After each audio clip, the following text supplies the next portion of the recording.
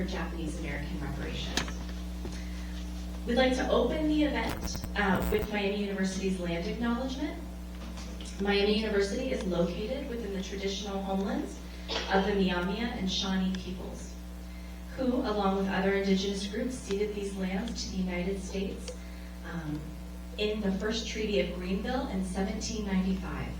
The Miami people, whose name our university carries, were forcibly removed from these homelands in 1846. In 1972, a relationship between Miami University and the Miami Tribe of Oklahoma began and evolved into a reciprocal partnership, including the creation of the Miamia Center at Miami University in 2001. The work of the Miamia Center serves the Miami Tribe community and is dedicated to the revitalization of Miami language and culture and to restoring that knowledge to the Miamia people. Miami University and the Miami Tribe are proud of this work and of the more than 140 Miamia students who have attended Miami since 1991 through the Miamia Heritage Award Program. Thank you. Mr. Tateishi's talk is one of the many pieces of co-curricular and academic programming that the Western Center for Social Impact and Innovation sponsors throughout the year.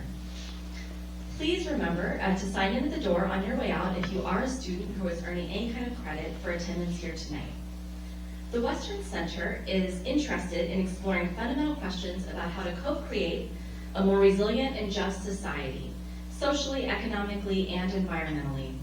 With this in mind, the Western Center has chosen to organize some programming around its current biennial theme of reparations as restorative justice.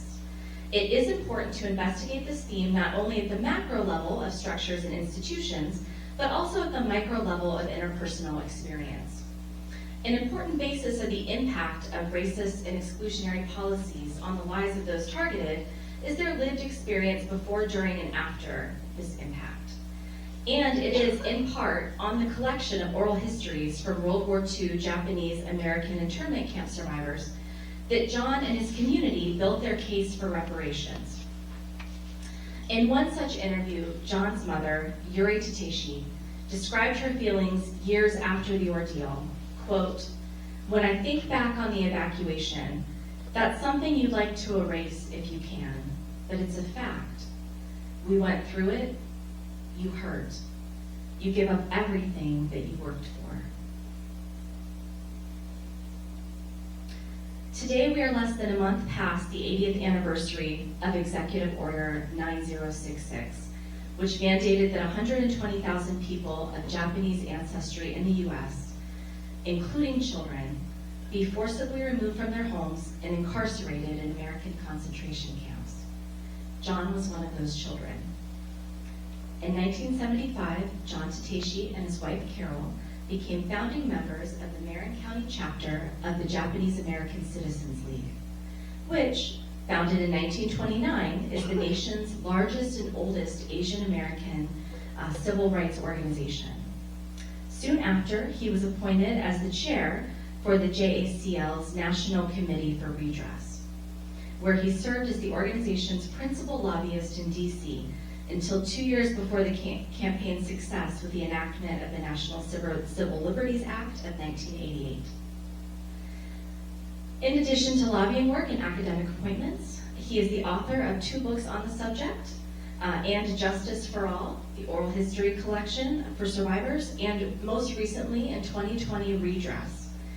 Tonight, the Western Center is delighted to bring John Tateishi to speak on how this rare reparations victory was won with the U.S. government and what lessons from it may be of use for those groups currently working towards reparations today. It is my pleasure to introduce Mr. John Tateishi.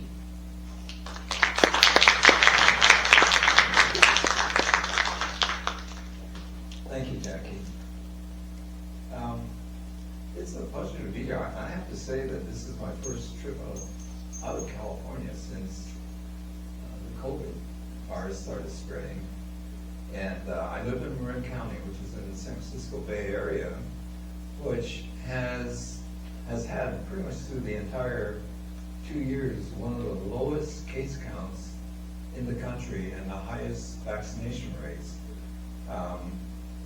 And it's sort of an odd thing to travel outside of the Bay Area.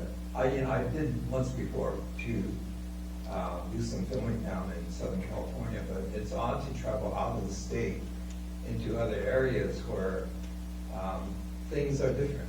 And the fact that this is a university makes it comforting, I must say, because I've been in my travels, I know places that are very different from California, and I guess it's to say that California is kind of an oddball in the country. But when I received the invitation to come here from Jackie, I was delighted because the idea of addressing an audience on the subject of the internment, especially in light of everything that's happened with the virus and the growing anti-Asian sentiment in this country, became a really compelling reason for me to want to be here. And so, I thank you for being here and for the invitation for me to speak. Jackie talked about the rare reparations success that we had in this country. It was indeed rare. In the preface of my book on the reparations campaign, I talk about my son when he was in kindergarten. The teacher reading a story in which a miracle takes place, and she asks, does anyone know what a miracle is? And Stephen raised his hand and said, it's something that can't happen, but does. And that's kind of what the redress campaign was all about. It was something that no one thought was possible. No one thought had a chance of succeeding by any measure, and that everyone thought was doomed to failure. I had friends in Washington who said that I was crazy to get involved with this campaign because there was no way this could succeed. And the reason everyone was so pessimistic about it is because in order for redress to be accepted by the United States government means that the United States Congress has to first acknowledge the injustice of the action.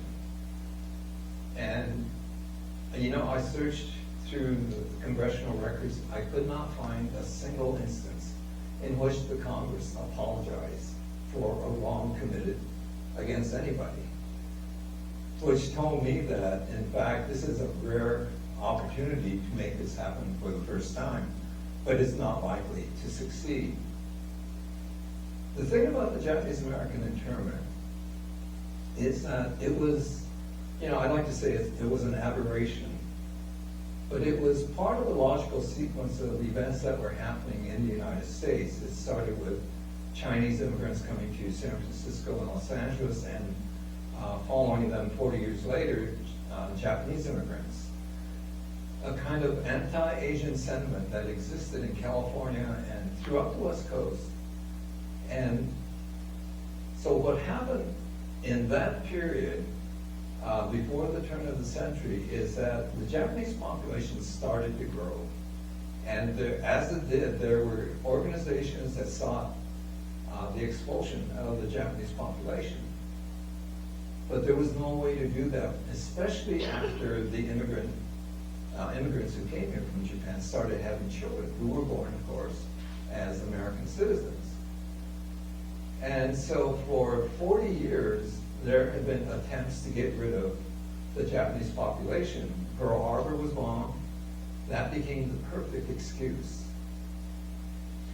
The rationale for the Army, and the Army was put in charge of securing the borders of the United States, and the rationale for the Army here in California was that in the event of an invasion of the West Coast by Japan, there was no way to understand who or who might not be loyal to this country if that invasion should ever take place. In other words, they didn't know who we were, did not trust us because they did not know us.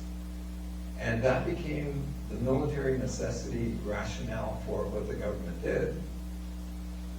The problem with that was that there were a number of reports in the White House by naval intelligence, army intelligence, the FBI, and by special investigators who had come to the West Coast and surveyed the Japanese population and reported that there was no problem, no potential problem with the Japanese population on the West Coast, and no need for any action should hostilities begin between the two countries. In other words, what they were saying is that it would be unconstitutional and there would be no need for this. So that became a major issue. And yet, Franklin Roosevelt, the president, issued an executive order that put into motion a series of events that resulted in the removal of the Japanese population. All you had to have was 50% Japanese blood, and you would be removed, which became problematic for the rare instances where some of these Nisei, some of these immigrants, married Caucasians, American citizens, and had babies who were 50% white, 50% Japanese, and 100% American citizens. But if you had 50% Japanese blood, and they actually moved it to a much tighter control of 1/4 Japanese blood, it was impossible virtually, because there had not been enough immigration before to create a person of 1/4 Japanese blood. Generationally, it was impossible. But that became the standard, so that if you had any Japanese heritage in you, you were eligible, or you were marked for removal. And so the Army did that, and in removing us, violated the Constitution, because it singled out a single population by race and no other factor. Race in the United States cannot be used as a factor legally. And so they knew they were violating the Constitution, but did it anyway because they said that there was an urgent need, because there was no way to identify anyone who might be hostile to us or traitors to us among this Japanese American population if there's an invasion on the West Coast. The problem then began with the removal, and it took place very, very quickly. Within 3 months, the entire population of Japanese were removed from the West Coast and put into 10 separate concentration camps around the country. These were prisons with barbed wire fences, armed guards, and guards in these towers with rifles, with orders, shoot to kill anyone trying to escape. There was no question that in the government's mind, this was a prison situation if we were going to be shot for trying to escape. Although the government kept saying, no, these were not prisons. These people are free to leave anytime they want, which was not true.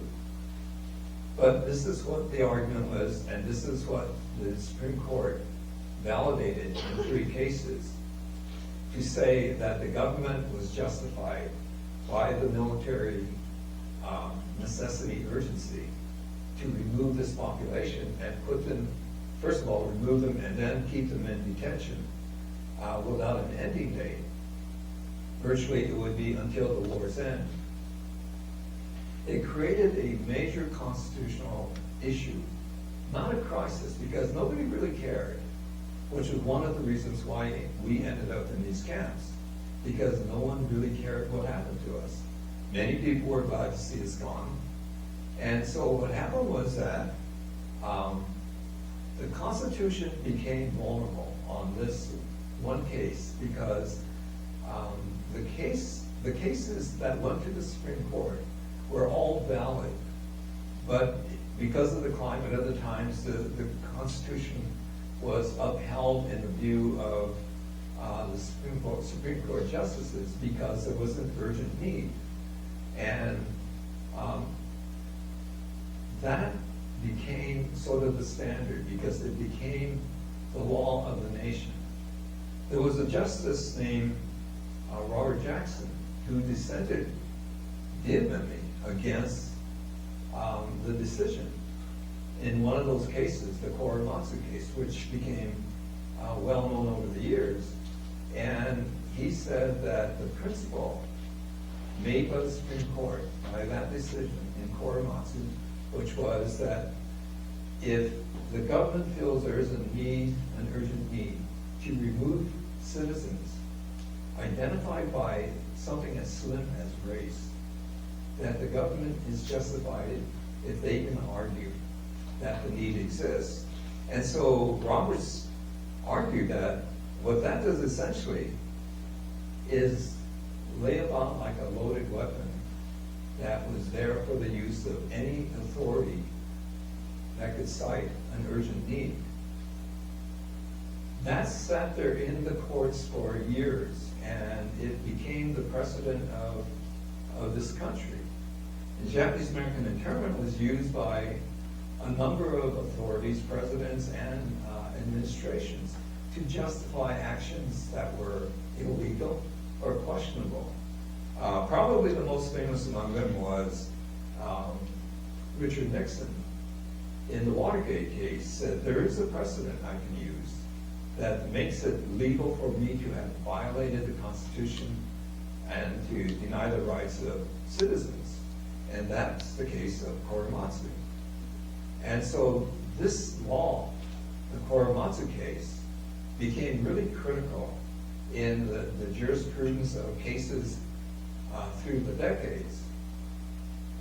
For Japanese Americans, what we used to call the evacuation, the incarceration of our population, the problem that created for us was a question in our minds of whether we were accepted as American citizens, and the answer to that was an obvious no, because if we were American citizens, this would not have happened.